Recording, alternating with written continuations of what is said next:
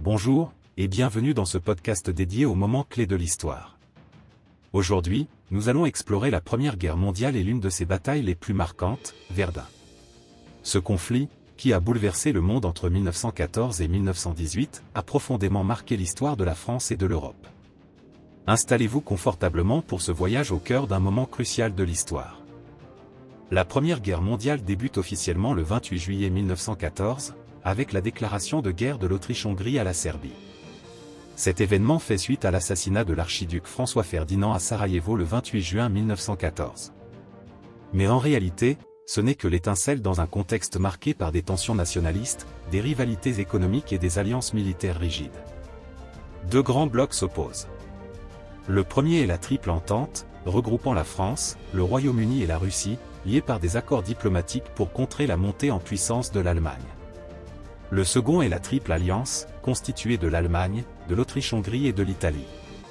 Cependant, l'Italie, initialement membre de la Triple Alliance, restera neutre au début du conflit avant de rejoindre finalement les Alliés en 1915.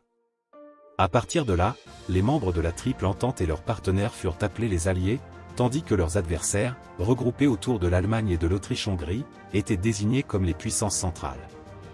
La France, humiliée par la perte de l'Alsace-Lorraine après la guerre franco-prussienne de 1870, voit dans ce conflit une occasion de regagner son prestige. Les forces françaises sont rapidement mobilisées pour faire face à l'offensive allemande.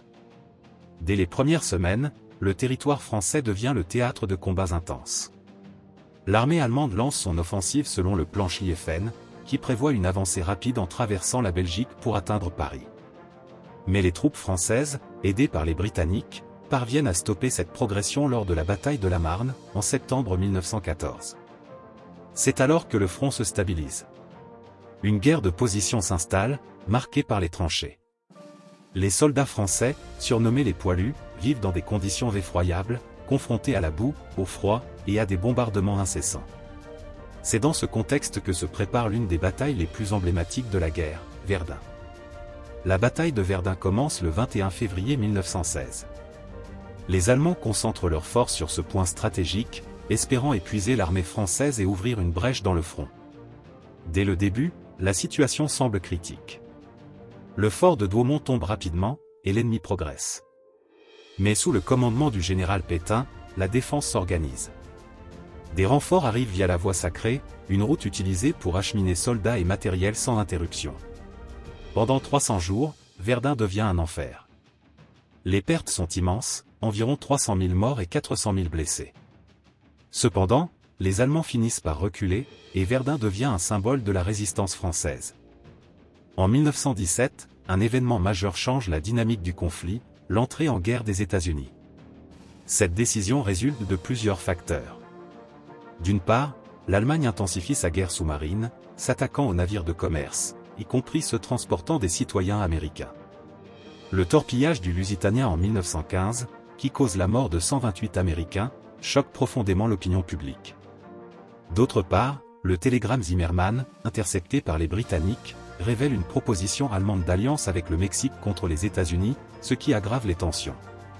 L'arrivée des troupes américaines donne un nouvel élan aux Alliés, qui mènent une série d'offensives décisives en 1918. L'Allemagne, affaiblie, signe l'armistice le 11 novembre 1918. Mais ce n'est pas la fin des tensions. Le traité de Versailles, signé le 28 juin 1919, impose des conditions très dures à l'Allemagne, des réparations financières, une réduction drastique de son armée, et la perte de territoire. Ce traité, bien qu'il officialise la paix, laisse un profond ressentiment en Allemagne, un terreau fertile pour de nouvelles tensions qui aboutiront à la Seconde Guerre mondiale. La Première Guerre mondiale a laissé des cicatrices indélébiles. Plus de 18 millions de morts, des villes détruites, et des générations marquées par les horreurs des tranchées. En France, Verdun reste un symbole de sacrifice et de résilience. Le site est aujourd'hui un lieu de mémoire où des milliers de visiteurs viennent se recueillir chaque année. Merci d'avoir écouté ce podcast consacré à la Première Guerre mondiale et à la bataille de Verdun. J'espère que ce récit vous a permis de mieux comprendre les enjeux et les conséquences de ce conflit. Si vous souhaitez découvrir d'autres moments clés de l'histoire, abonnez-vous à la chaîne. À très bientôt pour un nouveau voyage dans le passé.